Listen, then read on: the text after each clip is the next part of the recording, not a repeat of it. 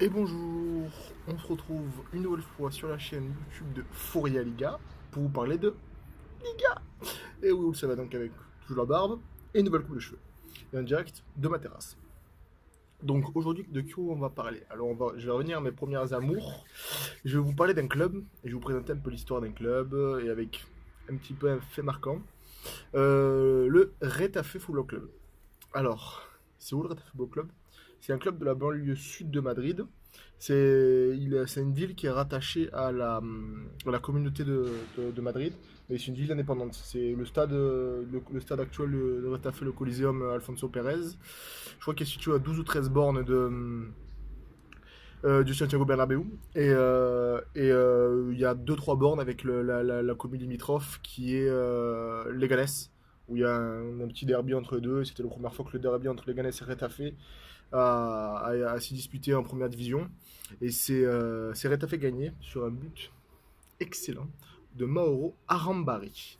Donc on va revenir, on va faire un petit point historique sur Retafe, comment le club est parti des méandres du foot espagnol pour arriver au sommet, et comment il a connu des petites périodes de troubles, dont un pic sportif assez énorme à la fin des années 2000, et comment il est retombé en deuxième division pour remonter directement en première division et pour revivre cette année un début de saison assez plutôt excellent et plutôt bon en Liga.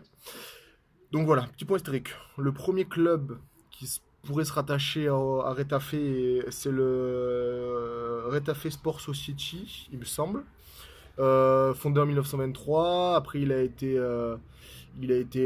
dissous, il a été refondé en 1945 avec le Retafe Deportivo, il a été redissous en 83.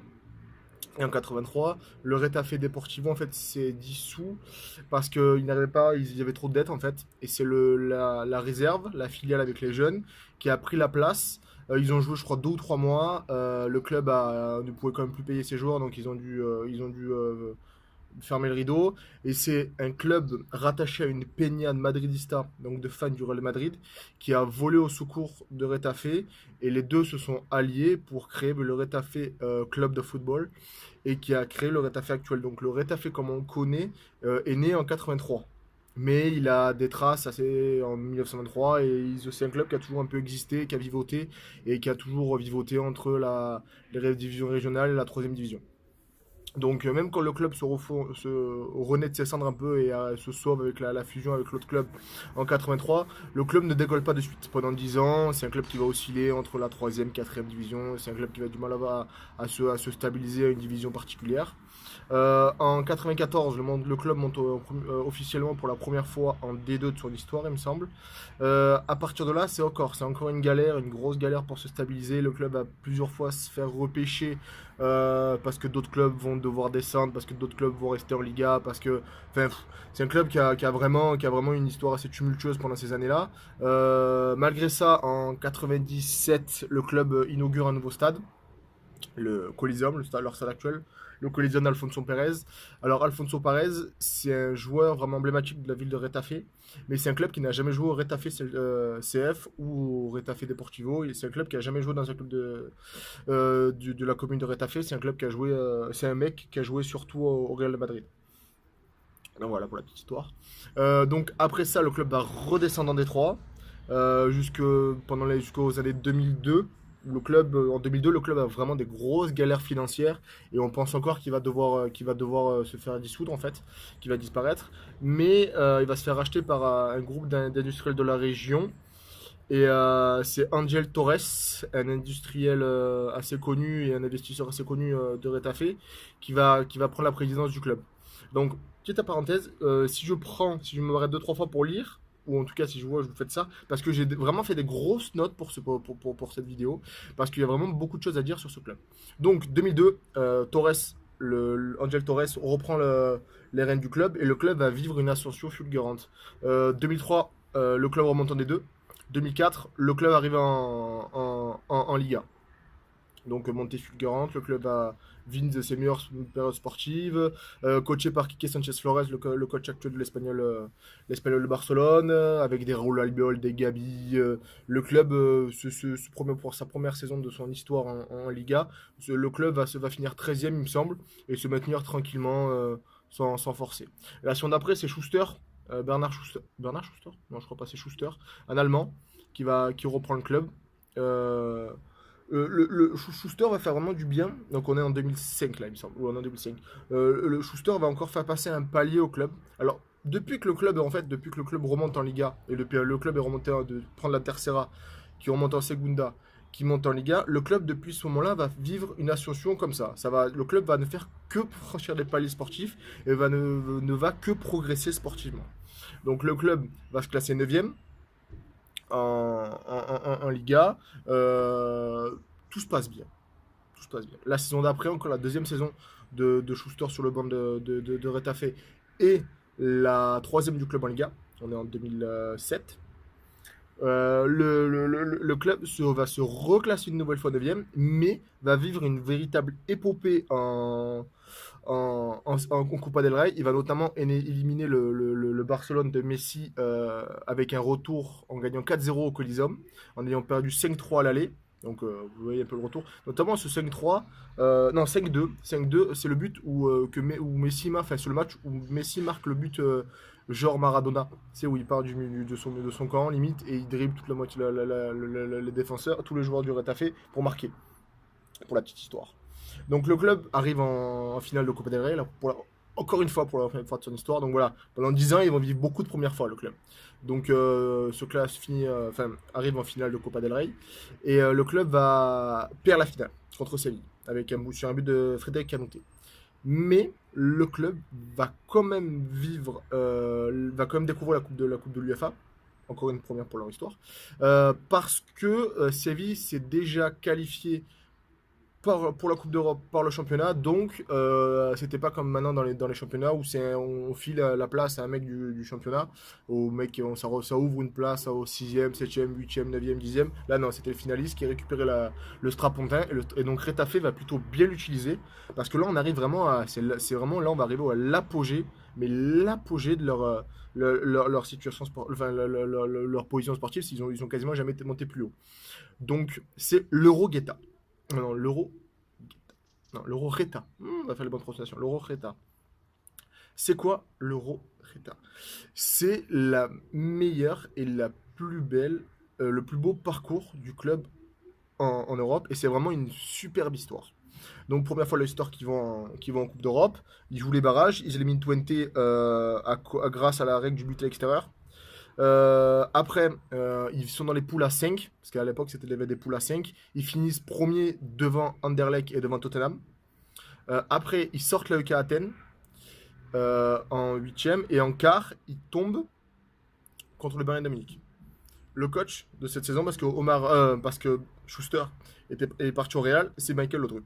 Donc, il joue contre le Bayern de Munich. C'est vraiment David contre Goliath. Il n'y a aucun mec en Espagne ni en Europe qui mise un copec sur, sur le Retafe. Et pourtant, ils vont arriver à arracher le 1-1 à l'extérieur pour le match aller à Munich, avec un but de Kosmin, je crois. Je crois que c'est Kosmin qui marque le but en toute fin de match pour faire 1-1. Donc en plus, il se marque un but là-bas, donc c'était vraiment une belle opération. Et au retour, au bout de 10 minutes, on pense que c'est plié. Retafe prend prend un rouge et va jouer à 10 pendant 80 minutes. Et pourtant, le club ouvre la marque et pense tenir sa qualification, mais Franck Ribéry, oui c'est Franck Ribéry, je regarde mes notes, oui c'est Franck Ribéry qui égalise en toute fin de match. Et on est parti pour la prolongation. On se dit, bon, physiquement, les Madrilènes sont morts, les Azulonais, on les verra plus, et le Madrid, et Bayern va dérouler. Et bah non. Donc, début de la prolongation, Retafe marque 2 buts coup sur coup, mène 3-1, et là, tendance inverse, le Coliseum en feu plein, ça crie, ça chante. T'as tous les Espagnols devant leur écran de télé comme en France qui vivent parce que c'est le petit poussé. Et Retafe a toujours eu, pendant longtemps, cette étiquette de club assez sympa qui faisait de l'ombre à personne. Et ils étaient plutôt contents de les voir monter aussi haut et de faire un exploit aussi retentissant. Mais le rêve va prendre fin brutalement. Luca Toni, l'éternel italien, va mettre un doublé dans les 5 dernières minutes de la prolongation. Retafe éliminé. Bayern passe. mais tout le monde va dire que Hitzfeld, le coach de Bayern, du Bayern, va dire mais on méritait jamais de passer. Le Retafe, ils étaient largement meilleurs que nous. Il faut vraiment être modeste parce que ils ont vraiment été incroyables. Oliver Kahn a dit il avait joué 150 matchs de Coupe d'Europe, mais jouer au Coliseum Alfonso Pérez, il avait jamais vu une ambiance comme ça, un match comme ça. Vraiment, c'était un match incroyable, mais vraiment, vraiment incroyable. Et en plus de cet parcours incroyable en Coupe d'Europe, et donc ce qui va créer l'Euro Reta, le club va perdre une deuxième finale de Copa del Rey d'affilée, contre Valence cette fois-ci. Donc vraiment une saison très très très très bonne pour le club. Laudrup s'en va, Michel reprend la suite. Michel, l'illustre entraîneur de l'Olympique de Marseille et qui est coach actuel de Malaga. Le club, Michel reprend la suite. Ça va vivoter un peu. Première saison, ils vont se classer sixième. Donc là, c'est leur meilleur classement en Liga de leur histoire. Mais donc ils rejouent la Coupe de l'UEFA, mais ils vont sortir en poule. Il y a quelque chose à partir de ce moment-là, le club va vivre le chemin inverse en fait. Ils étaient partis très bas, ils sont arrivés très haut, très vite, avec une progression vraiment fulgurante. Et après, on va vivre le chemin interne. On va voir Michel qui va partir, on va voir des entraîneurs qui vont succéder sur le banc, on va voir les joueurs un peu cadres qui vont commencer à partir, on va avoir le stade qui va se vider, on va avoir le club a failli se faire racheter par un groupe d'Emirati, mais le rachat va tourner court. Ils devaient même s'appeler le Retafe Team Dubai, mais le rachat va pas se faire parce qu'il va y avoir un escroc qui s'était mis dans le tas, il va même être arrêté ce gars-là. Enfin, vraiment, le club va vivre une période vraiment néfaste. Le club, voilà, comme j'ai dit, le Coliseum va se vider alors que c'est un stade qui a 17 000 places. Quand ils remontent, ils avaient 10 000 ou 11 000 abonnés et ils tournaient à 13 ou 14 000 de personnes pendant les matchs. C'était vraiment une bonne affluence pour un club, pour un club qui n'a jamais vraiment connu quelque chose. Et en plus, qui est situé dans la banlieue de Madrid. Donc, ils n'ont pas une base de supporters très importante. C'était beaucoup des mecs qui étaient proches de l'Atleti ou du Real et qui sont un peu venus à Rétafé pendant la montée pour se dire voilà, c'est un bon club, c'est le petit club du quartier, ça va nous changer, ça va nous faire un nouveau déplacement et tout ça. Mais voilà, en fait, quand sportivement ça va plus trop mal, quand ça va plus trop bien plutôt, le Coliseum va se vider et les illustres, la Peña, la Fessione qui avait un peu, parce qu'il y a quand même une base de supporters un peu du côté de Retafe, cette base va en plus commencer à protester et à faire des stand-up, non je sais pas stand-up, mais genre des sit-in, voilà, va commencer à faire des actions de mobilisation parce que Miguel Torres, le président de toujours et qui a fait vivre la période la plus faste du club, va durcir sa politique d'abonnement et va vraiment augmenter les prix d'une façon assez importante. Et les mecs vont pas comprendre pourquoi on doit payer aussi cher. Pendant longtemps, je crois qu'ils vont être le deuxième abonnement le plus cher d'Espagne en fait. Et donc personne ne comprend pourquoi. Donc il y a une grande vente de révolte. Le stade est totalement vidé. Ils vont jouer devant 3 4 000 personnes. Même des fois pendant l'entrée des joueurs, il y avait quasiment personne dans le stade. Ça va faire une grosse tollée en Espagne. Il y a beaucoup de quotidiens et de la presse qui va s'en opérer et qui va faire un peu des blagues et qui va se foutre de la gueule du Retafe qui arrive plus à remplir son stade. Enfin, voilà.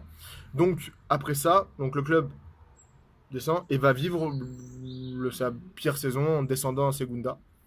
Quand le club descend en Segunda, la présidence décide de un peu changer d'air et il va nommer non, on va pas nommer un nouveau coach. Ils vont repartir un peu sur ce qui se passait. Le club, ça va encore toujours pas bien. Ils sont derniers. Ils sont en septembre, en octobre. Ça va pas super bien. Et pourtant, les présidents vont quand même avoir une bonne idée. Ils vont destituer le coach actuel. Ils vont nommer José Bordelas à la place. Alors, José Bordelas, c'est Bordelas, oui, c'est Bordelas. Natif d'Alicante, c'est un coach vraiment très intéressant. Donc, on va faire une petite digression. Il a une carrière de joueur assez banale, même moyenne, parce qu'il n'avait pas un grand talent, mais en plus de ça, il a eu beaucoup de problèmes physiques qui l'ont handicapé. Donc, c'est un natif d'Alicante, il a joué un peu à Alicante, et après, il a vivoté dans beaucoup de joueurs, il a roulé sa bosse un peu partout en Espagne. En coach, un peu de la même façon. Il a que 13 ans d'années d'années de joueur. Après, il va commencer à coacher les jeunes d'Alicante pendant 2 ou 3 saisons. Et après, il va rouler sa bosse dans beaucoup de petites divisions espagnoles. Et il va arriver en 2009 en Segunda, donc en 9e division. Il va vivre sa saison la plus aboutie avec Alaves, qui va la faire monter en Liga en 2016, donc la saison dernière. Mais, mais, Alaves décide de ne pas le garder parce qu'il ne pense pas qu'il a les épaules pour coacher en Liga. Alors, lui, bon, il s'en va, mais bon, il est un peu déçu parce qu'il a jamais coaché en Liga. Et Retafe l'appelle. Et avec Retafe, il va réussir à refaire monter le club, donc à relancer la machine. Et le club va donc monter en Liga. Après descendu la saison d'avant, donc ils ont fait l'ascenseur assez rapidement. Et tout le monde en est content. Autant même, c'est parce qu'on commence à avoir du beau jeu. Les résultats sportifs vont commencer à venir. Donc ça a refait venir du monde au stade. Et maintenant, ils ont retourné un peu une influence qu'il y avait pendant la montée, quand ils sont montés en 2004. Ils sont 12 ou 13 000 au stade. Le Coliseum ne sonne plus trop creux. Donc c'est mieux. Donc Bordelas, en plus, se base sur une tactique assez simple. C'est un bloc plutôt bas, compact, et des mecs qui sont vraiment interdépendants et une grosse volonté de jouer ensemble. Donc le Retafe, ça joue vraiment en bloc. C'est un bloc bas qui se base sur le contre et sur les coups de pied arrêtés. Donc c'est plutôt très bien parce qu'ils ont une bonne assise défensive. Ils ont un Maro Arambari en genre de 6 qui oriente assez magnifiquement le jeu. Alors Maro Arambari, c'est le joueur qui est prêté des Girondins de Bordeaux. Et donc il se fait directement sa place en Liga, directement sa place de titulaire à Retafe, et c'est vraiment un régal. Et offensivement, il a des joueurs qui sont vraiment bons, avec Jiménez, avec Amat Ndiaye, avec Gaku Shibazaki et avec Jorge Molina en pointe en rôle de pivot. Vraiment, avoir joué, c'est plutôt pas dégueu le Retafe. C'est un style en plus c'est un style de jeu qui change un peu en Liga, qu'on n'a pas trop l'habitude de voir. Mais les mecs se connaissent vraiment bien. Les joueurs jouent vraiment bien ensemble. C'est vraiment très bon. Ils ont par exemple Djene, c'est le défenseur central, un défenseur central qui vient d'arriver. Et il est vraiment aussi très bon, dur sur l'homme, dur dans les duels. Il avait vraiment fait chier par exemple Luis Suarez. Il avait vraiment poussé à un duel physique assez énorme, on l'avait quasiment jamais vu. Il a même éteint presque Cédric Bakambu, le joueur de Villarreal. Donc vraiment, ils ont Retafe un bon groupe cette année, un bon entraîneur. Donc on peut espérer les revoir sur le devant de la scène et revoir et remonter enfin je vais dire remonter je vous dis remonter quelque chose mais ça ne veut pas sortir. Donc voilà, on peut les revoir à un niveau qui peut être intéressant. Ils peuvent je pense se maintenir assez aisément en Liga. Donc voilà, j'espère que cette petite présentation sur Retafe et sur ce qu'était Retafe, ce qu'a fait Retafe, ce que peut faire Retafe dans l'avenir, ça peut vous plaire. Ils vont jouer le Real de Madrid samedi à 16h15 il me semble. Je vais vérifier ça de suite. Ils jouent à 16h15. Et donc ils vont jouer au Coliseum Alfonso Pérez. On doit avoir une bonne affluence. En plus, le Real de Madrid a beaucoup d'absents. Donc ça peut y avoir un petit suspense, même si c'est pas sûr, mais il peut y avoir un petit suspense. Parce que Retafe a quand même beaucoup de fois réussi de très bons matchs et des très grands matchs contre les gros du championnat espagnol. Donc ça peut être un bon match, surtout avec, je vous dis, un Retafe qui joue vraiment très bien au foot. Même si la blessure de Gaeku Shibazaki, ça les handicape un peu. Donc voilà, c'est une des plus longues vidéos que j'ai fait. C'est peut-être un peu trop fouillis, on va voir, je sais pas. J'ai essayé vraiment d'être complet, on va dire le plus possible, que vous compreniez vraiment ce qu'est Retafe. Et parce que Retafe, c'est vraiment un club particulier. Enfin, je dis ça avec tous les clubs particuliers, tous les clubs en Espagne. Mais voilà, il y a beaucoup de clubs particuliers en Espagne et c'est ce qui me passionne et ce qui me plaît. Donc voilà, merci beaucoup. Comme d'habitude, on like cette vidéo, on met des pouces bleus, on partage, on like, on follow le compte Twitter de Furia Liga, le petit arrobase Furia Liga. On va sur le site furialiga.fr, on retweet, on follow, on partage, comme d'habitude. Et n'oubliez pas vous pouvez laisser des petits mots en commentaire. Ça mange pas de pain. Et c'est plutôt très sympa d'avoir donné votre avis sur Retafe. Si vous avez des petites histoires à donner, ça peut vraiment être intéressant. Donc voilà, je vous souhaite une bonne journée et à la prochaine.